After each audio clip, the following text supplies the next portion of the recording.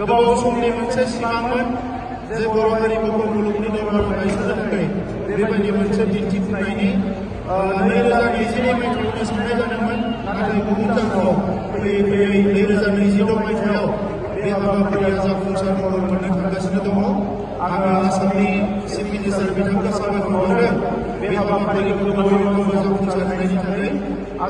भारतनि prime minister बिथाङाबो नुजाफैगोन आरो जों बयबो हास्थायनाय बायदियैनो बर' हारिमुवा बर'नि रायजो जानाय गामि ओनसोलनिफ्राय लानानै आसामनि केपिटेल आसामनि राजधानीनिफ्राय लानानै बे हाबाफारिनि गेजेरजों सारा मुलुगावनो मिथिजानाय मोनसे हारिमु महर मोनसिगोन। जोङो आगोलाव साफा सानै गुबुन गुबुन हादोरनि जायफ्रा रिसार्च खालामो हारिमु खामानि मावो बिथांमोनाल' बे हारिमुखौ मोजाङै मिथिगौमोन। नाथाय प्राइम मिनिस्टार बिथांनि प्रेजेन्सआव नोंथांमोननि मोसानायजों बे हारिमुवा मुलुगाव बयजोंबो सिनायजानाय हारिमु महर मोनगोन।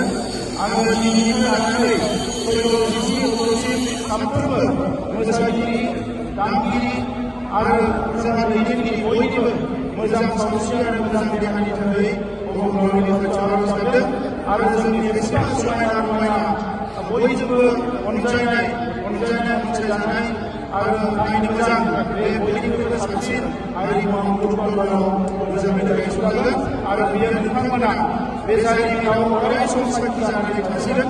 ओंखायनो आं बयनिसिम साबायखर बावदों। खेबसे बयबो बुंनो थाखाय खावलायबाय, जय बर' हारिनि, जय बर' हारिनि, जय बर' हारिनि, जय बागुरुम्बानि, जय बर' हारिमुनि